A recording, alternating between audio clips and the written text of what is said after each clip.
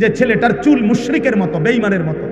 কোন ইহুদি খেলোয়াড়, কোন খ্রিস্টান খেলোয়াড়, কোন মুরতাদ, কোন ব্যভিচারী, প্রত্যেকটি এই বেটা ছেলে বেটা প্রত্যেকটা খেলোয়াড়, যেগুলো আন্তর্জাতিক নামের খেলোয়াড়, এই ইউরোপীয় বলেন আর যেখানকারে বলেন, যারা আমাদের তোমাদের যুবকদের কাছে অনুসরণীয় খেলোয়াড় মনে করো, যারা প্রত্যেকটা যতবার ক্যামেরার সামনে আসে, যতবার কোনো পুরস্কার হোক যেটাই হোক নিতে আসে, তুমি তাকাইলে দেখবা তার সাথে আরেকটা নারী, একটা মহিলা, একটা মেয়ে মহিলা আছে, ওইটাকে সে পরিচয় দিবে এটা তার গার্লফ্রেন্ড। তো জিনা যাদের কাছে বিবাহ বহির্ভূত এরকম মেলামেশা যাদের কাছে বৈধ, তারা এই পৃথিবীতে কোনো জানোয়ারের আত্মা, মানুষ তো দূরে থাকবে না, কোন চতুষ্পদ জন্তুর মডেলও হইতে পারে না।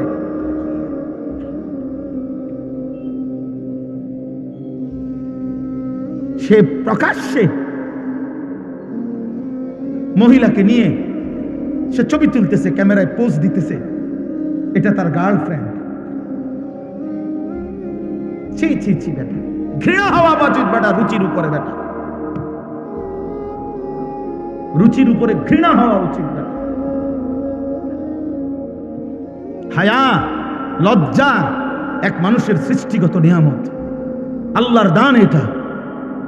যার হায়া ছিনিয়ে নেয়, যার লজ্জা ভেঙে যায়, আল্লাহ রাসূল বলেছে ফাসনা মা শিতা, এবার তোমার আচরণ জানোয়ারের মতো, যেমন চায় তাই করো। যা বেটা, তোর যেহেতু লজ্জা নাই, তুই খারাইয়া মুতলে কি আর বইয়া মুতলে কি, তুই রাস্তার ধারে মুতলে কি আর মানুষের চোখের সামনে মুতলে কি। পাশে দিয়া মানুষ যাইতেছে, মহিলা যাইতেছে, পুরুষ যাইতেছে, সিএনজি যাইতেছে, ও এখানে বসে পেশাব করতেছে, ধরেন তার কত বড় নিকৃষ্ট রুচি। কি তারে পড়াইলো, কে কি পড়লো, তে এই বাচ্চাটা কি পড়লো। ছি ছি ছি ছি ছি ছি বেটা, থো বেটা, ওই বিবেকের উপরে ছি বেটা।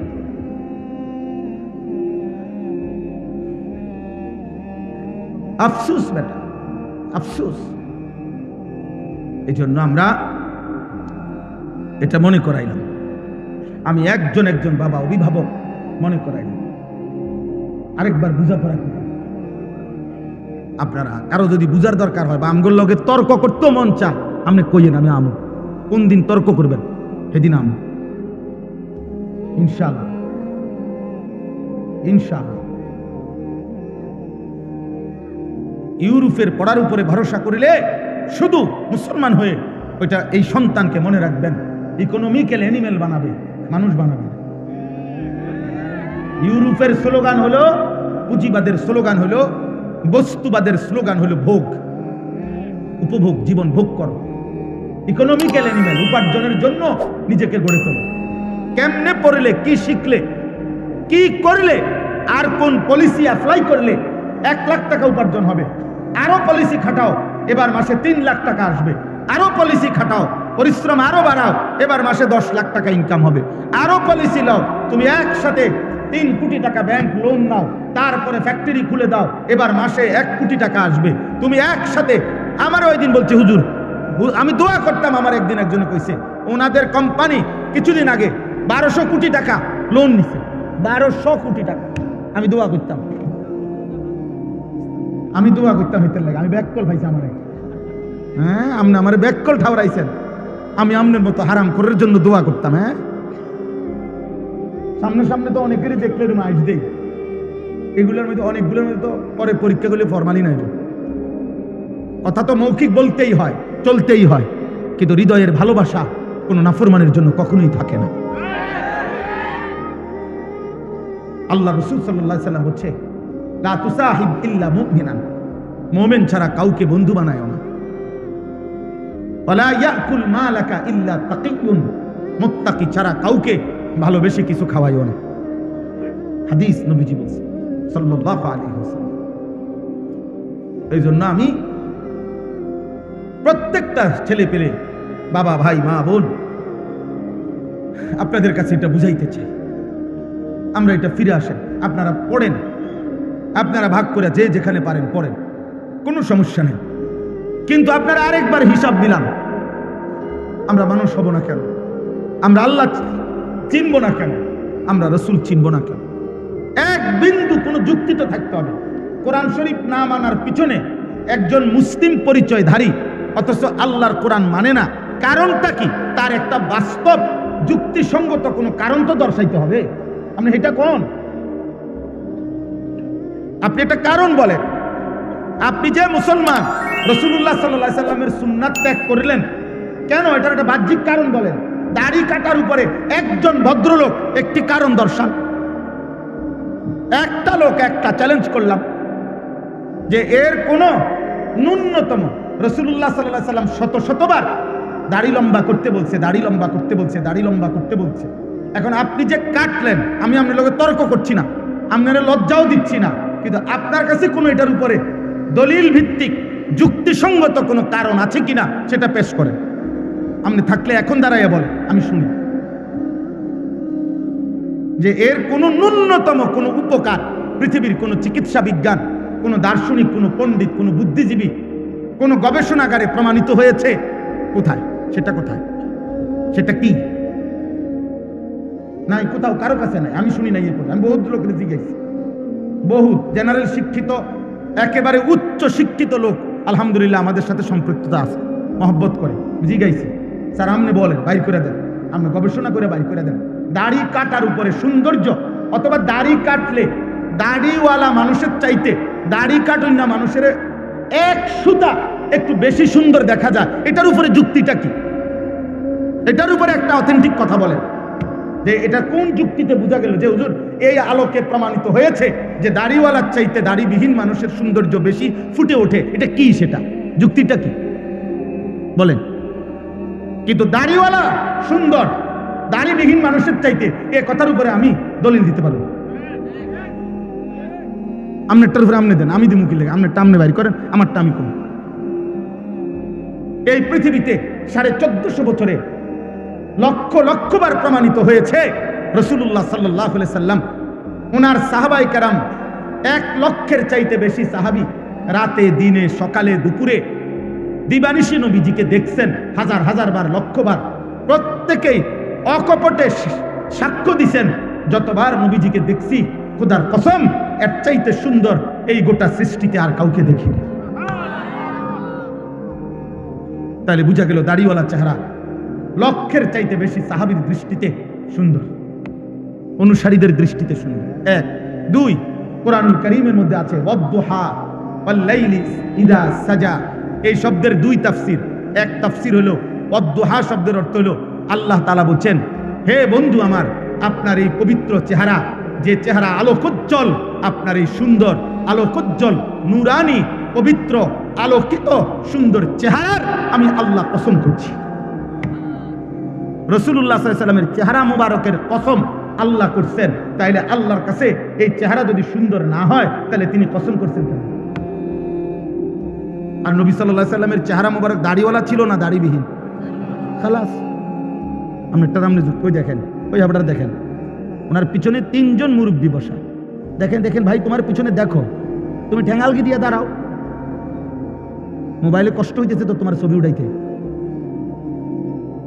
পায়ের উপরে ভর দিয়া ছবি উঠাইতেছে। তুমি একটা বাঁশ আনো, খাড় করাও। না না, লজ্জা না দিলে হবে না। কেন? আমি সুন্দরভাবে নিষেধ করছিলাম না? কথা বলেন না কেন? আমি কি মহব্বতের সাথে বলছিলাম কিনা? তাহলে বলে না হুজুর আমি আপনার কথা মানতাম না, তো চলে গেলে ভালো। আমি তো শুরুতেই বলছি আমি ব্যক্তিগতভাবে কোনো প্রার্থী না, আমি আগের থেকে এই তবিয়তের মানুষ। আমি দিল থেকে বলতেছি, বিশ্বাস করেন, আমি বিশ্বাস করি আমার জনসমর্থন দিয়ে আমি করবো কি? আমি তো ভোটে দাঁড়াইছি না, আমি কোনো মার্কার পক্ষে কোনো প্রচারণাও করি না, কোনো সময় না, কোনো সময় না, কোনো মার্কার পক্ষে আপনি আমার প্রচারণা পাবেন না। আমি করি না, আমি এটি বুঝি না। একজনের সব বুঝতে হবে এটা জরুরিও না। তাহলে আমি এত জনসমর্থন তো দরকার নাই আমার। আমি বিশ্বাস করি একজন মানুষকেও আল্লাহর কথা বললে সওয়াব হয়।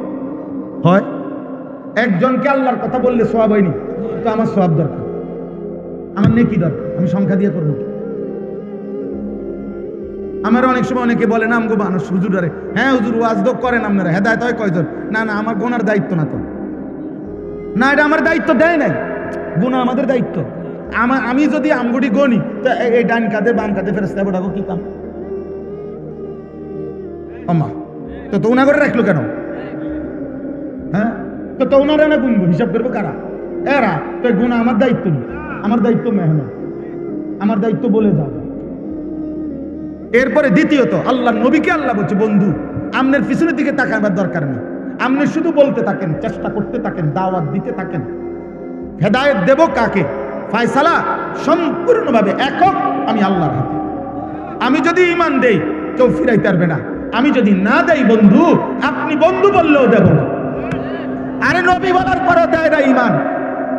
যুবক তুমি জানো না বেটা, মুসলমানের বাচ্চা তুমি জানো না তোরে আল্লাহ যে মুসলমানের পরিচয় দিছে, তুই জানো না বেটা তোরে আল্লাহ কত বড় নিয়ামত দিছে। কার গাদ্দারি করো অনটের পাও না তো মনে করছে এমনি বাতে তো খাও, আর কিটা? নারী দেখো, ছবি দেখো, উলঙ্গ নর্তকী দেখো, নাটক দেখো, সিনেমা দেখো, দুনিয়া ভোগ করো। হ্যাঁ, চুলের ফ্যাশন করছো, হায় হায়, রাতের পর রাত পার করে দিচ্ছ গুনায় গুনায়। ঈমান ফিরাই দিলা, ইসলাম ফিরাইয়া দিলা, আরশের মেহমানদারি, আরশে আজিমে আল্লাহ বলছে, বন্ধু 23 বছরে আমি আপনার কাছে অসংখ্য বিধান আগে দিয়েছি, সামনে দেব, কিন্তু মালিক আমি একটা হুকুম শুধু বন্ধু আমি বড় যত্ন করে রেখে দিয়েছি। নিয়ত করছি আমি আল্লাহ, আমি ইচ্ছা করেছি জিব্রাইল না, মিকাইল না, কারো মাধ্যমে না, আপনাকে আরশ আজিমে এনে 5 ওয়াক্ত নামাজের এই হাদিয়া আমি আল্লাহ আপনার হাতে তুলে দিলাম। বন্ধু তুমি জানো না আব্বা নামাজ কত বড় নিয়ামত? তুমি জানো না একটা বন খাইতে গিয়ে হবে না নামাজ পড়ে না। আর এই অপদার্থ কোথায় বন আর কোথায় নামাজ? কি এর লোকে কি মিলাই দিবে না? সাদওয়ানের আড্ডার কারণে নামাজ পড়ল। আহা, বনরুডির আড্ডা আর মালিকের সেজদা, কত ব্যবধান। একটা অটো চালায়, আপনার নামাজের টাইম নেই। আপনি বিমান চালালে কি? হ্যাঁ, চা কদ্দুর বেছে, বনরুডি বেছে, 2 বিস্কুট বেছে, এবার নামাজের টাইম নেই। হায় রে গাদ্দার, দুনিয়া যদি তোরে আরো বেশি দিত মালিক তো কি করতি? ওহো, আহা, আফসোস ব্যাপার, আফসোস। কিয়ামতের দিন আল্লাহ বলবে ফেরেশতাদেরকে, উহশুরুল্লাযীনা যালামু ওয়া আযওয়াজাহুম ওয়া মা কানু ইয়াবুদুন মিন দুনিল্লাহ ফাহদুহুম ইলা সিরাতিল জাহিম। দোস্ত আমার বড় ভয়ঙ্কর কথা এটা আল্লাহ বলছে। কিয়ামতের দিন আল্লাহ ফেরেশতাদেরকে বলবে, ফেরেশতারা আমার প্রত্যেকটা নাফরমান বান্দাকে সামনে আন, আর প্রত্যেকটা পাপী বান্দার সাথে সে যার সঙ্গী হয়ে অথবা যাকে সঙ্গী বানিয়ে পাপ করেছে ওরেও আন। আর 3 নম্বরে আমি আল্লাহকে বাদ দিয়ে যখন যাকে ডাকছে তাকেও আন। খোদার কসম আল্লাহ বলবেন, তিনজনকে একসাথ করো, জালেম পাপীকে একত্র করো, পাপীর সঙ্গীকে একসাথ করো, আমি আল্লাহকে বাদ দিয়ে পাপী যাকে ডাকতো তাকে একসাথ করো। আল্লাহ বলবেন এই 3 জনকে একসাথ করে ফাহদুহুম ইলা সিরাতিল জাহিম, 3টারেই ধাক্কা দিয়ে জাহান্নামের রাস্তায় পাঠায় দাও। মনে রেখো বাবা, যে বন্ধু তোমার উলঙ্গ ছবি দেখাইছে, যে বন্ধু তোমার সুদের আড্ডায় নিয়ে গেছে, কিস্তির আড্ডায় নিয়ে গেছে, নারীর আড্ডায় নিয়ে গেছে, জিনার আড্ডায় নিয়ে গেছে, সঙ্গী নামের, বন্ধু নামের, সহকর্মী নামের, সহপাঠী নামের যেই মানুষ নামের শয়তান তোমারে পাপের রাজ্যে নিয়ে গেছে, সেদিন কিয়ামতের দিন তুমি এবং তাকে একসাথ করা হবে। এবং শুধু সেই 2 জন না, বরং আল্লাহকে বাদ দিয়ে যাকে ডাকতো তাকেও। কোরআনুল কারীমে আল্লাহ বলছে। এই জন্য আব্বা, আমি সর্বোচ্চ আমার দমক দেওয়া মাকসাদ না, আমি আপনাদের সাথে ঝগড়া করতে আসি নাই, আমি আপনাদের সাথে দ্বন্দ্ব করতে আসি নাই, মনে করাইতে আসছি। আপনি ভাত খান, ঘুম যান, আপনি দুনিয়া উপার্জন করেন, কোনো অসুবিধা নাই। রিজিক তো হারাম না, উপার্জন তো হারাম না।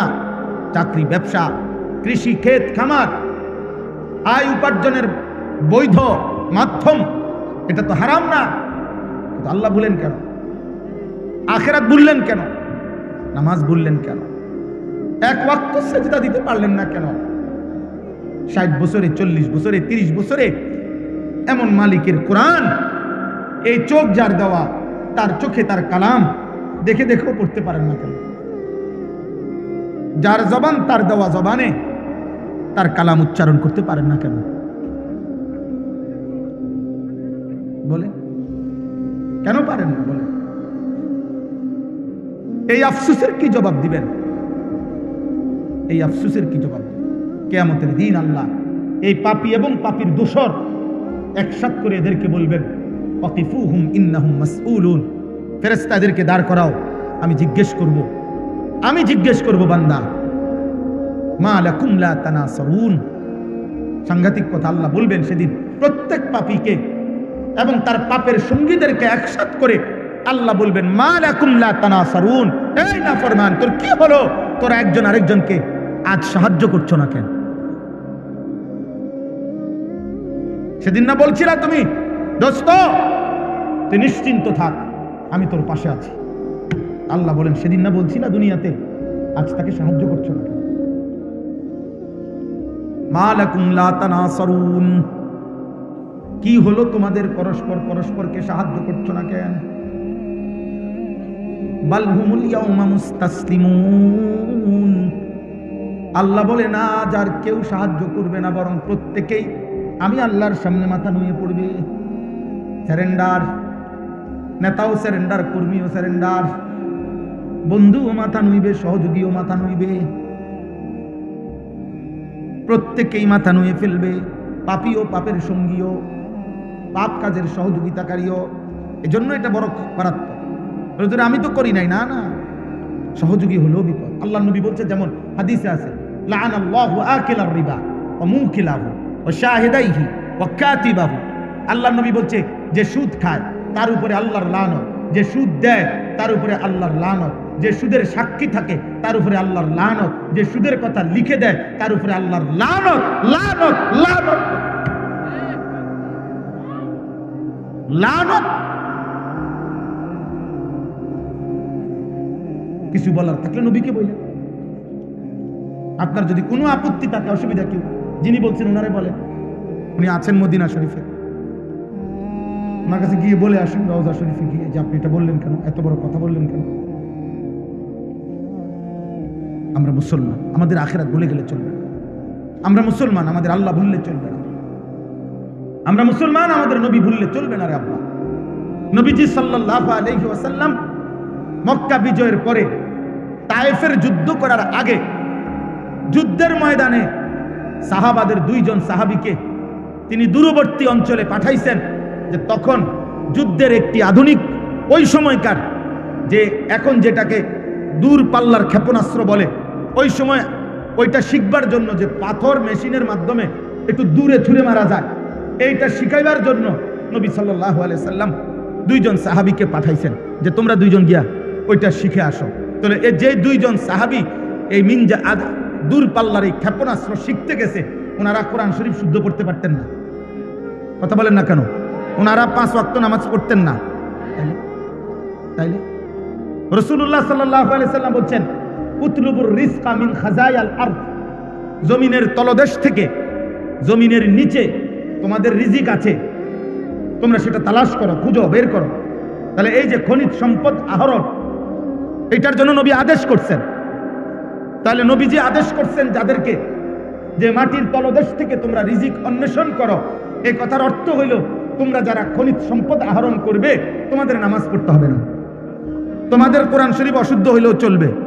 তাইলে আপনারা এটা ভাবলেন কেমনে যে আপনি স্কুলে পড়লে কোরআন শরীফ অশুদ্ধ হইলে চলবে? আপনারা এটা মেনে নিলেন কেন? যুবক ভাই, তোমরা এটা মেনে নিলা কেন? তোমার বিবেককে তুমি প্রশ্ন করো। স্কুলে পড়া তো অপরাধ কেউ বলে নাই। বাংলা, অঙ্ক, ইংরেজি, পদার্থ, জীববিজ্ঞান অপরাধ তো কেউ বলে নাই, পাপ তো বলে নাই কেউ, গুনাহ বলে নাই। কিন্তু মালিক ভুললা কেন? 2 রাকাত নামাজ সুন্দরভাবে পড়তে পারো না কেন? ওযুর ফরজ, গোসলের ফরজ সুন্নাত মোতাবেক করতে পারো না কেন? আত্তাহিয়াতু, দুরূদ শরীফ, দোয়ায়ে মাসুরা, দোয়ায়ে কুনুত হুজুরদের মতো শুদ্ধ করতে পারবে না কেন? বাবার মৃত্যুতে, মায়ের মৃত্যুতে, আপনজনের মৃত্যুতে জানাজার দোয়া, আল্লাহুম্মা ইগফির লি হাইয়িনা ওয়া মাইয়িতিনা, এই দোয়া পড়তে পারবেন না কেন? এই দোয়ার যেই ফজিলত, আল্লাহর কসম সারা পৃথিবীর 1 কোটি মৌলবী, কাবা শরীফের ইমাম, মসজিদে নববীর ইমাম, সবাই যদি দাঁড়াইয়া আলগা মুনাজাত করে, এরকম 1 কোটি হুজুরে মুনাজাত করা, তার চাইতে আমার রাসূলের জবান দিয়া মৃত ব্যক্তির জন্য যে দোয়াটা উচ্চারিত হয়েছে, এটার দাম কোটি কোটি গুণ বেশি উঠতে পারে, কারণ এটা নবীজি পড়ছে। আল্লাহুম্মা ইগফির লি হাইয়িনা ওয়া মাইয়িতিনা ওয়া শাহিদিনা ওয়া গায়িবিনা, এটার দাম বেশি, এটার দাম বেশি। এর বিপরীতে কাবা শরীফের ইমাম সাহেব দোয়া করলো নিচে, বুঝেন নাই কথাটা? এই জন্য বললাম দোস্ত, আফসোসের বিষয়, আজ আমরা দৃশ্যমান ভিন্ন হয়ে গেলাম। আজ তোমরা স্কুলের অগণিত ছেলে একটাবারও ভাবতেও শেখো না যে মুসলমান হিসাবে তোমার চুল রাসূলুল্লাহ সাল্লাল্লাহু আলাইহি ওয়াসাল্লামের মতো হওয়া উচিত না। তোমরাও মেনে নিছো, অভিভাবকরাও মেনে নিছে যে সে যেহেতু জেনারেলে পড়ে, অতএব তার চুল, চেহারা, তার লিবাস, পোশাকের মধ্যে ইসলাম অনুসরণ করার কোনো বাধ্যবাধকতা নাই, যেহেতু ছেলেটা স্কুলে পড়ে। আমরা এটা মেনে নিলাম কেন? আমরা এটা মেনে নিলাম কেন? মা বাবা মেনে নিছে, এই জন্য ওনারা প্রত্যেক দিন দেখে দৃশ্যমান এই দুনিয়া আমাদেরকে ছেড়ে দিতে হবে, আমাদেরকে চলে যেতেই হবে, আমাদেরকে ফিরতেই হবে আপন নিড়ে, সেটা কবর। আমাদেরকে ফিরতে হবে শুধু আরো সামনে, সেটা হাসরের মাঠ। আমাদেরকে যেতে হবে আরো সামনে, সেটা ফুলসিরাত। আমাদেরকে যেতে হবে আরো সামনে, সেটা জান্নাত কিংবা জাহান্নাম। থামবেন সেদিন, জান্নাতে বা জাহান্নামে যাবেন যেদিন। এর আগে এই পথ চলা থামবে না, সামনে যেতে হবে, সামনে আগে বাড়ে। ইরতাহালাতিদ দুনিয়া মুদবিরা ওয়া ইরতাহালাতিল আখিরাতু মুকবিলা। আল্লাহর নবী বলছে, উম্মত, প্রতি সেকেন্ড দুনিয়া তোমার পিছে যায়, প্রতি সেকেন্ড আখিরাত তোমার সামনে আগে। এই জন্য আপনাকে ইচ্ছাই হোক অনিচ্ছাই হোক, ছোট ভাই, বড় ভাই, জওয়ান, কিশোর, বয়স্ক, বাবা, আমি, আপনি, পর্দার আড়ালের মা, আমাদের প্রত্যেককেই ইচ্ছাই হোক অনিচ্ছাই হোক আগে বাড়তে হবে, সামনে যাইতে হবে, সামনে। আর কোনোদিন পিছনের দিকে যাওয়া যাবে না। আল ওয়াক্তু আনফাসুন লা তাউদ, সময় নিঃশ্বাসের মতো, যা আর ফিরে না, আর ফিরে না। এই জন্য আগামীর সময়টা আপনাদের কাছে এতগুলো কথা বলার অর্থ হলো, আমি আপনাদেরকে বলতে চাই এটা, আমরা আপনারা ভাই ভাই, আমরা আপনারা আপনজন, মুসলিম পরিচয়ধারী, আমরা প্রত্যেকেই আপন। কাল বুনিয়ান, আমরা একটি বিল্ডিং এর মতো, আমরা ভাগ না। আমরা হুজুর আপনারা জেনারেল না, না আমরা হুজুর আপনারা পাবলিক না, না আমরা মুসলমান। আমরা কি বলেন না কেন? অতএব কিশোর ভাই, নওজোয়ান, একটা একটা ছেলেকে বলি, আব্বা ভাই তুমি আমার মতো হও, মানে আমারে তোমার মতো বানাও। আপন দুই ভাই, আপন মুসলমান, আলাদা হবা কেন? আলাদা হইবা কেন?